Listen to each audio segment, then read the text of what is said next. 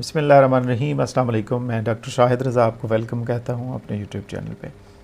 आज हम बात कर रहे हैं कंस्ट्रक्टिविस्ट पर्सपेक्टिव ऑफ साइकोलॉजी के हवाले से और देखेंगे कि ये पर्सपेक्टिव, ये पॉइंट ऑफ व्यू साइकोलॉजी का क्या कहता है, इससे आप किस तरीके से लर्निंग में हेल्प ले सकते हैं और लर्नर किस तरीके से आगे बढ़ सकता है by following this perspective and point of view of psychology. तो इसमें सबसे पहले तो मैं आपको बताना चाहता हूँ कि कंस्ट्रक्टिविज़्म बेसिकली एक ब्रॉड टर्म है और इसमें वैरायटी ऑफ थेरीज शामिल हैं जो एम्फसाइज़ करती हैं, फोकस करती है active role of learner in constructing their own knowledge. कि बच्चा एक लर्नर जब कंस्ट्रक्ट कर रहा होता है अपना नॉलेज तो उसमें वो एक्टिवली रोल प्ले करता है। और अगर आप ट्रेडिशनल व्यू ऑफ लर्निंग की बात करें तो उसमें पैसिव लर्नर होता है जिसमें उसकी एक्टिव पार्टिसिपेशन नहीं होती, जबकि कंस्ट्रक्टिविज्म साइकोलॉजी के हवाले से अगर हम बात करें तो ये ख़ास तौर पर इस पे फोकस करता है कि लर्नर को एक्टिवली पार्टिसिपेट करना है और रोल प्ले करना है। जहाँ तक इसके प्रिंसिपल्स की बात है तो इसके जो कॉमन प्रिंसिपल्स हैं उसके ऊपर हम बात करते हैं। पहला तो ये है कि knowledge is constructed not passively received. अभी हम बात कर रहे थे कि नॉलेज कंस्ट्रक्ट किया जाता है इस पॉइंट ऑफ व्यू के हवाले से, ना कि पैसिवली रिसीव किया जाता है। यानी जो भी टीचर पढ़ा रहा है तो आपने सिर्फ बैठ के उसको सुनना है पैसिवली और एक्टिव रोल प्ले नहीं करना, ये नहीं है, बल्कि एक्टिव रोल प्ले करना है। आपकी पार्टिसिपेशन होगी, आप उसमें अंडरस्टैंडिंग हासिल करेंगे, आप इंटरेक्शन करेंगे और आप कंसेप्ट्स को क्लियर करेंगे। तो इससे ज़्यादा बेहतर तौर पर एक्टिव पार्टिसिपेशन से नॉलेज को कंस्ट्रक्ट करने में हेल्प मिलेगी। दूसरी बात है कि learning is a process of adaptation. Adaptation means कि आप एक दुनिया में रहते हैं जिसमें आप कनेक्टेड हैं, आप इंटरेक्ट करते हैं और फिर नई इन्फॉर्मेशन आपके पास आती है तो उसकी अंडरस्टैंडिंग आपको आती है, एक्सपीरियंसेस हैं वो शेयर करते हैं और उससे आप सीखते हैं। तीसरी, learning is a social activity. Social activity में मतलब आप एक दूसरे के साथ कनेक्टेड हैं और एनवायरनमेंट में जहाँ पे आप रह रहे हैं, जिस सोसाइटी में, जिस कम्युनिटी में, तो वहाँ पे आप सबके साथ जब कनेक्टेड होते हैं तो बहुत सारी चीज़ें एक दूसरे के ऊपर डिपेंडेंट होती हैं। आप मिलजुल के रहते हैं, चीज़ों को अंडरस्टैंड करते हैं, सीखते हैं, समझते हैं, तो यहाँ से लर्निंग होती है। तो इसका प्रिंसिपल ये है कि learning is a social activity. तीसरा कि लर्निंग का कंटेक्स्ट भी बड़ा मैटर करता है, यानी जो लर्निंग हो रही है वो किस जगह पे हो रही है, किस कंटेक्स्ट में हो रही है। जो मौका माहौल है, जो एनवायरनमेंट है, जो माहौल है, जो वक्त है, वो बड़ा मैटर करता है। तो context is very important related to learning. ये कुछ कॉमन प्रिंसिपल्स हैं कंस्ट्रक्टिविज्म के हवाले से। फिर आप देखें कि हम अगर इसकी एप्लीकेशन की बात करें साइकोलॉजी के हवाले से तो एजुकेशन में इसकी एप्लीकेशन है, साइकोथेरेपी में है, इसकी काउंसलिंग में है। एजुकेशन में तो हम लर्नर की हेल्प करते हैं कि वो किस तरीके से एक्टिवली अपना रोल प्ले कर सकता है, नॉलेज को कंस्ट्रक्ट कर सकता है डिफरेंट हैंड्स ऑन एक्टिविटीज़ के ज़रिए, प्रॉब्लम सॉल्विंग एक्टिविटीज़ के ज़रिए, कोलैबोरेशन के ज़रिए और इंटरेक्शन के ज़रिए। जहाँ पे साइकोथेरेपी की बात है तो साइकोथेरेपी में जो थेरेपिस्ट होता है वो अपने क्लाइंट्स की हेल्प करता है कि वो इस काबिल हो सकें कि वो अपने एक्सपीरियंसेस, तजुर्बात को सीख सकें, समझ सकें, उसकी अंडरस्टैंडिंग हासिल कर सकें और फिर उससे वो फर्दर आगे बढ़ें, अपनी ज़िंदगियों को आसान करें, ज़िंदगी का मकसद उसको समझने की तरफ जाएं, जो गोल है उसको अचीव करने की तरफ जाएं। तो ये सारी बातें इसमें आती हैं। तो आप देखते हैं जी इसके बेनिफिट क्या हैं using a constructivist approach in psychology. इससे क्या होता है कि लर्नर इस काबिल हो जाता है कि वो मोर इंडिपेंडेंट हो जाता है, पहले से सेल्फ डायरेक्टेड हो जाता है, क्रिटिकल थिंकिंग स्किल्स डेवलप हो जाती हैं उसकी, वो दुनिया को नए एंगल्स और नए रास्तों से पहचानने की कोशिश करता है, न्यू वेज ढूंढता है। इसके साथ साथ प्रॉब्लम्स को सॉल्व करना सीख जाता है पहले से बेहतर, इफ़ेक्टिव तरीके से, इफ़ेक्टिवली।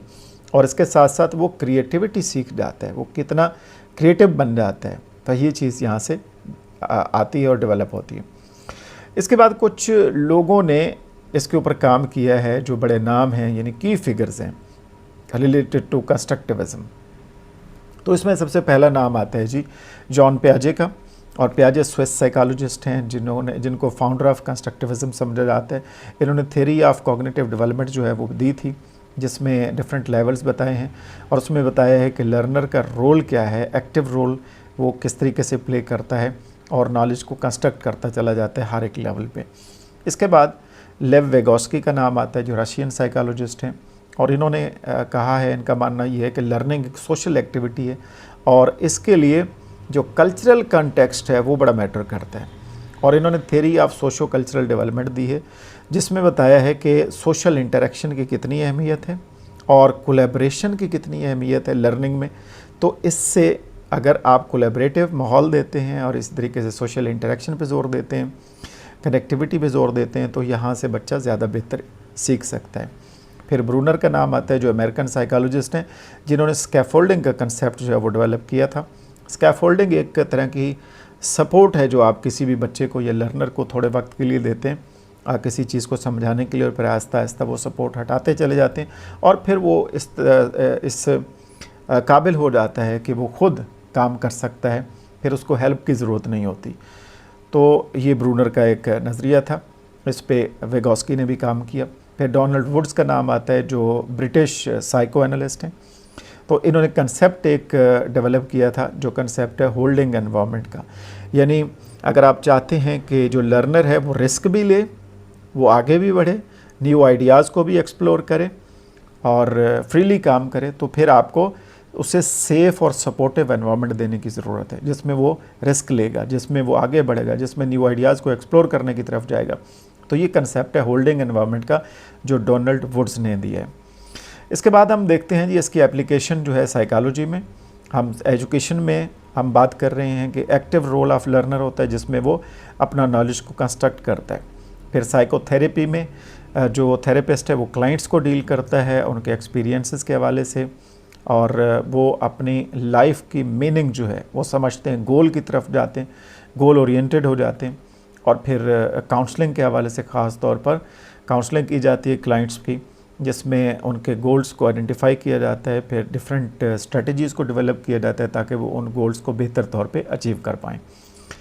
और जहाँ तक ताल्लुक़ है कि लर्निंग एक्टिविटीज़ के हवाले से एग्जांपल्स का, तो हम पहले बहुत सारी बातें डिस्कस कर चुके हैं, जिसमें प्रॉब्लम सॉल्विंग आता है कि इससे प्रॉब्लम सॉल्विंग लर्नर्स की बहुत अच्छी होती है और नई चीज़ों को वो सीखते हैं, क्रिटिकल थिंकिंग स्किल्स डेवलप करते हैं, कोलैबोरेशन उसमें ज़्यादा बेहतर होती है, रिलेशनशिप ज़्यादा बेहतर होती है। हैंड्स ऑन एक्टिविटीज़ हैं कि एक्टिवली कैसे आप एंगेज रहते हैं डिफरेंट एक्टिविटीज़ में, और इससे बहुत सारी चीज़ों को अंडरस्टैंड करते हैं, रिमेंबर करते हैं इन्फॉर्मेशन को, जो बाद में काम आती है। फिर उसके बाद रिफ़्लेक्शन आती है कि आप किस तरीके से रिफ़्लेक्ट करते हैं, यानी जो भी काम आप कर रहे हैं आपको ख़ुद भी पता है कि आप क्या कर रहे हैं, तो इसके ऊपर आप गौर व फिक्र करते हैं।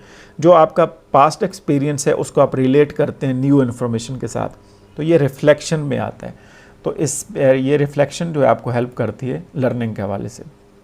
अब हम बात करें कि इसको आपने इम्प्लीमेंट करना है अगर कंस्ट्रक्टिविज़म को क्लासरूम में, तो क्या करेंगे कि आपने लर्निंग एनवायरनमेंट क्रिएट करना है, ऐसा एनवायरनमेंट क्रिएट करना है जो सपोर्टिव भी हो, कंड्यूसिव भी हो, जिसमें लर्निंग बेहतर हो सके और स्टूडेंट जो है अपने आप को सेफ समझ सकें और रिस्क ले सकें और न्यू आइडियाज़ को एक्सप्लोर करने की तरफ जा पाएँ।